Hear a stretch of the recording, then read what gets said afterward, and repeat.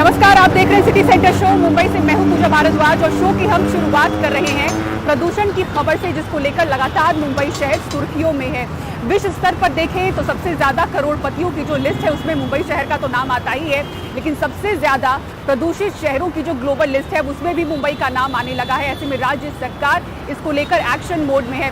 मुंबई के प्रभारी ने अब ये दावा कर दिया है कि 2 महीने के अंदर प्रदूषण का जो स्तर है उसको नीचे लाएंगे। विपक्ष घेर रहा है तो बीजेपी भी जवाब दे रही है और पूछ रही है कि सबसे अमीर महानगर पालिका में करीब 25 सालों तक अगर उद्धव ठाकरे की शिवसेना थी तो उन्होंने मुंबई के लिए क्या किया। तत्कालीन पर्यावरण मंत्री आदित्य ठाकरे पर भी बीजेपी ने सवाल उठाए हैं। सबसे अमीर शहर मुंबई जहरीली हवा में सांस ले रही है। हर दिन बन रही प्रदूषण की सुर्खियों के बीच राज्य सरकार अब एक्शन मोड में है। कंस्ट्रक्शन साइट के कॉन्ट्रैक्टर्स को नोटिस भेजे जा चुके हैं। कार्रवाई शुरू है। महाराष्ट्र सरकार में मंत्री और मुंबई प्रभारी दीपक केसरकर दावा कर रहे हैं कि 2 महीने के भीतर प्रदूषण का स्तर नीचे आ जाएगा। राज्य सरकार की तरफ से समिति का गठन होके उसकी कार्यवाही भी चालू हो गई। जहाँ पे भी काम चल रहा होगा उनको नोटिस दी गई हुई है कि वो ये मशीनरी अपने अपने साइट पे बिठाए। अगर इंडिविजुअल पे कंट्रोल आ जाएगा, गवर्नमेंट का भी काम चलता होगा और वो कोई कंपनी कर रही है तो उनको भी ये कंपलसरी है। उसके अलावा जो मूविंग ऐसी मशीन्स है वो भी महापालिका ने उसकी कार्रवाई चालू कर दी है। वो तो मूविंग रहेगी और वो घूमती रहेगी, लेकिन जो साइट पे काम चल रहा है वहां पे एयर पोल्यूशन को कंट्रोल करना उस साइट की जिम्मेदारी है और वहां पे जो काम कर रहे हैं उनकी जिम्मेदारी है, तो उसको स्ट्रिक्टली इम्प्लीमेंट करना पड़ेगा। मैं आपको एश्योर करता हूं कि अभी ये कार्रवाई शुरू हो गई है। आप आते 1 या 2 महीने में देखेंगे कि इसका स्तर नीचे आ जाएगा। सबसे अमीर महानगर पालिका बीएमसी ने नियमों का उल्लंघन करने वाले बिल्डर्स पर नकेल कसने की योजना बनाई है, क्योंकि गठित समिति को आशंका है कि बिल्डर साइट्स पर वायु और धूल प्रदूषण रोकने के उपाय नहीं कर रहे हैं। 27 पॉइंट्स में जारी हुई नई गाइडलाइन के अनुसार नियमों का उल्लंघन कर रहे कॉन्ट्रैक्टर्स को सीधे काम रोकने का नोटिस जाएगा। ये नियम बीएमसी के प्रोजेक्ट पर भी लागू होंगे। सभी 24 वार्ड्स में स्क्वाड का गठन होगा। छोटे वार्ड्स में 2 टीम, मध्यम वार्ड्स में 4 और बड़े वार्ड्स में 6 टीम का गठन किया जाएगा।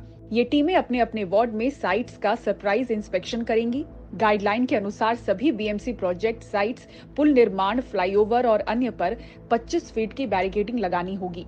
70 मीटर से ऊंची साइट को 35 फीट ऊंचे मेटल शेड और निर्माणाधीन इमारत को कपड़े के कवर से ढकना होगा। प्रत्येक निर्माण स्थल पर एक air quality index measurement system स्थापित किया जाएगा। SRA, MHADA, MIDC, MSRDC, MMRDA, BPR, भारतीय हवाई अड्डा प्राधिकरण, रेलवे जैसी अन्य एजेंसियों द्वारा नियमों का पालन किया जाएगा। अवैध रूप से मलबा फेंकने वालों पर कार्रवाई के लिए असिस्टेंट कमिश्नर अपने अपने वार्ड्स में स्पेशल स्क्वाड टीम का गठन करेंगे। नई गाइडलाइंस तत्काल प्रभाव से लागू हो गई हैं। विपक्ष ने घेरते हुए कहा कि 1.5 साल से राज्य की सत्ता संभाल रही महायुति सरकार में पॉलिसी पैरालिसिस है। अरे ये जुमलेबाजी सरकार है और ये 50 खोखे की जो ट्रिपल इंजन सरकार है उसमें पॉलिसी पैरालिसिस है। अभी 1.5 साल से इनकी सरकार है। महाराष्ट्र को क्या दिया उन्होंने? कुछ नहीं दिया। आप सारे नंबर्स देखिए केंद्र सरकार से, इन्वेस्टमेंट्स का देखिए, इंफ्रास्ट्रक्चर में देखिए, क्या पाया है। अभी तो महाराष्ट्र सबसे आगे किस में है? तो एयर पोल्यूशन में सबसे आगे है। तो आप देख रहे हैं क्या हो रहा है महाराष्ट्र में। There is no governance. तो मुंबई बीजेपी अध्यक्ष आशीष शेलार ने प्रदूषण को लेकर सोशल मीडिया पर आदित्य ठाकरे और उनकी पार्टी की नेतृत्व वाली तब की बीएमसी के कामकाज पर सवाल उठाए।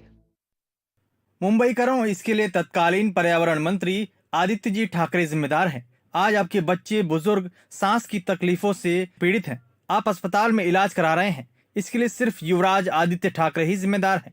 पिछले 25 वर्षों तक मुंबई नगर निगम पर शासन किया, लेकिन मुंबई के कचरे के उचित निपटान के लिए कोई व्यवस्था स्थापित नहीं की। डंपिंग ग्राउंड पर लगा कूड़े का अंबार, आग, दुर्गंध, धूल और धुएं के कारण उनका हर दिन सामना होता है, जिससे प्रदूषण बढ़ गया। उन्होंने क्या किया? आरए को क्या सिर्फ जंगल घोषित कर देने से प्रदूषण रोका जा सकता है? युवराज ने किस विश्वविद्यालय में ऐसे पाखंडी, स्वार्थी, पर्यावरण प्रेम के पाठ सीखे जिससे मुंबईकरों का दम घुट जाए? क्या हमें सच में उनकी डिग्री की जांच करनी चाहिए? मुंबई की हवा लगातार मध्यम श्रेणी में बनी हुई है। बीएमसी प्रशासन मुंबई में वायु और धूल प्रदूषण की वजह करीब 6000 वर्क साइट्स को मान रहा है। अक्सर दिवाली के बाद हवा मध्यम से खराब श्रेणी में दिखती है, पर इन निर्माण कार्यों में हो रही अनदेखी अक्टूबर से ही मुंबईकरों की सेहत पर भारी पड़ रही है। मुंबई से पूजा भारद्वाज, एनडीटीवी इंडिया। मराठा समाज महाराष्ट्र में खुद को पिछड़ा बताकर आरक्षण की मांग तो कर रहा है। इस बीच जो आंकड़े सामने आए हैं वो इस बात की तस्दीक करते हैं कि केंद्र सरकार की ओर से आर्थिक रूप से कमजोर लोगों के लिए जिस EWS स्कीम को लाया गया उसका सबसे ज्यादा जो फायदा है वो मराठाओं ने उठाया है महाराष्ट्र में। ऐसे में आरक्षण की मांग आखिर क्यों उठ रही है? रौनक कुकड़े की रिपोर्ट देखिए। वो कहते हैं कि ये दिल मांगे मोर। महाराष्ट्र में मराठा समाज की यही कहानी है। मराठा महाराष्ट्र में सबसे ताकतवर समाज के तौर पर पहचाने जाते हैं, लेकिन आर्थिक रूप से कमजोर लोगों का आरक्षण हासिल करने में सबसे आगे मराठा समुदाय ही रहा है। फिर भी शिकायत है कि हमें अलग से आरक्षण चाहिए। आंकड़ों के मुताबिक EWS कोटे का सबसे ज्यादा फायदा मराठा समुदाय को ही मिला है। 2022 के कॉमन एंट्रेंस टेस्ट यानी CET के आंकड़ों के मुताबिक महाराष्ट्र में EWS कोटे के तहत शैक्षणिक संस्थाओं में प्रवेश लेने वाले उम्मीदवारों में लगभग 75% मराठा समुदाय से आते हैं। कुल 20,117 दाखिलों में से 15,807 मराठा समाज के थे। सिर्फ 4,310 ही अन्य समुदाय से थे। वहीं 2023 में हुए CET में EWS कोटे के तहत दाखिले में 76% छात्र मराठा समुदाय से थे। मराठा नेता मानते हैं कि EWS स्कीम में गरीब वर्ग के मराठाओं के एक बड़े हिस्से को इसका फायदा इसलिए नहीं पहुंचता क्योंकि मुख्य तौर पर मराठाओं की जो जमीन है उसका बंटवारा घर परिवार में नहीं होता और जमीन की कीमत ज्यादा होने की वजह से जो क्राइटेरिया है उसमें ये लोग फिट नहीं बैठते हैं। EWS रिजर्वेशन में खाली मराठा समाज नहीं आता, 124 जातियां उसमें सहयोग लेती है, भाग लेती है, कंपटीशन करती है। तो मराठा युवा पिछड़ा है ये सिद्ध हो चुका है और फिर आकर के 124 कास्ट के साथ हम कंपटीशन नहीं कर सकते क्योंकि हमारे पास बेसिक स्ट्रक्चर डेवलप नहीं हुआ। हम एजुकेशन के लिए पात्र नहीं होते क्योंकि हमारे को फैसिलिटीज नहीं मिली और शुरुआत से एक माइंडसेट बना है कि मराठा समाज को सेपरेट रिजर्वेशन चाहिए और इसलिए जो भी चार सरकार है चारों ने हमको वादा किया कि हम आपको सेपरेट रिजर्वेशन देंगे।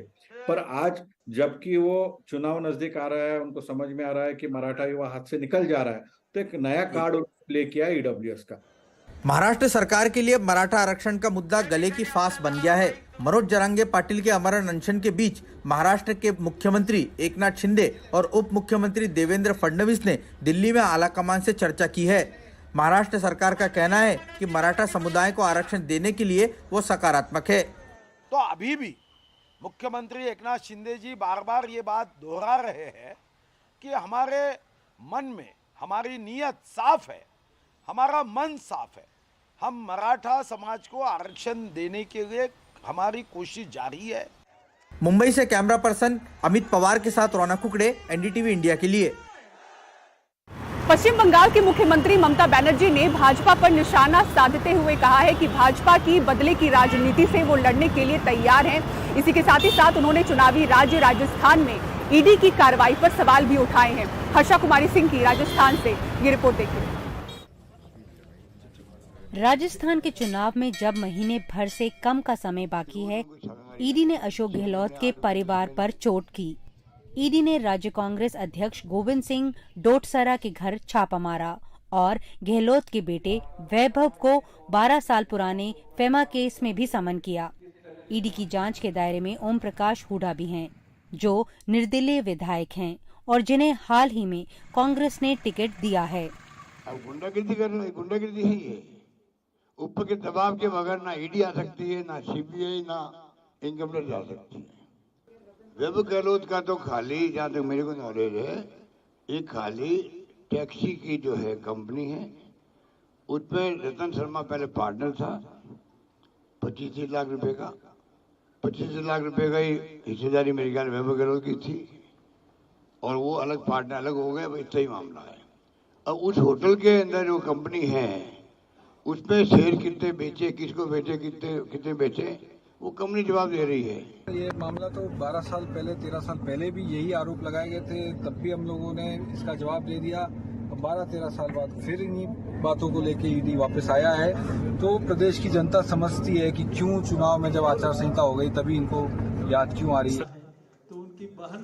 उधर बीजेपी पेपर लीक स्कैम को चुनावी मुद्दा बनाना चाहती है। नहीं आ रहे, लेकिन अब जनता काट की हांडी बार बार नहीं चढ़ती, इसलिए गारंटी किसी की है तो मोदी जी ने जो कहा वो करके दिखाया। जनता को विश्वास है भाजपा और आदरणीय मोदी जी के ऊपर। अशोक गहलोत को ममता बनर्जी से समर्थन मिला। और कितना करोगे आप? कितना लोगों को जेल में डालोगे? जैसे इलेक्शन में कोई ना रहे बाहर में, वो भी करके देखो, आपका वोट नहीं मिलेगा। विपक्ष के 2 राज्यों में केंद्रीय एजेंसियों की जांच के साथ ममता बनर्जी ने बीजेपी पर निशाना साधा। राशन वितरण घोटाले का आरोप लगाया। कॉन्स्टिट्यूशन में भी इंडिया है, भारत भी है। कोई कोई तो इंडिया को हिंदुस्तान भी कहते हैं। What is wrong on it I don't know. क्या हुआ है देश में? कोई आदमी कुछ नहीं बोल सकता है। किसी को बोलने का मौका है तो उनको जाके इडिटेट करा देता है। वी शुड नॉट फॉरगेट, आप आज पहाड़ में हैं, पावर में हैं, हम आज पावर में हैं। जिंदगी भर हम लोग पावर में नहीं रहेगा। कोई ना कोई नया आएगा, न्यू जनरेशन आएगा। राजस्थान की जंग में अब सीधा टकरार है। कांग्रेस कह रही है कि जहां जहां चुनाव होते हैं वहां वहां ईडी दस्तक देती है, लेकिन यहां तो ईडी मुख्यमंत्री की दहलीज पर पहुंच चुकी है। दूसरी ओर बीजेपी का कहना है कि ये मसला यूथ से जुड़ा हुआ है, युवा वोटर से जुड़ा हुआ है, और बीजेपी इस मुद्दे को लगता है चुनाव के आते आते और भुनाएगी। जयपुर से कैमरा पर्सन सुशील कुमार के साथ हर्षा कुमारी सिंह, एनडीटीवी इंडिया। और अब आइए बात करते हैं मध्य प्रदेश की। मध्य प्रदेश के माननीय वोट लेने के दौरान ये भूलते जा रहे हैं कि आचार संहिता लगी हुई है। हाल ही में कैबिनेट मंत्री गोविंद सिंह राजपूत के खिलाफ आचार संहिता के उल्लंघन का मामला दर्ज हुआ। कई और नेता के खिलाफ शिकायत हुई है। चुनाव आयोग को फैसला सुनाना है। देखिए रिपोर्ट।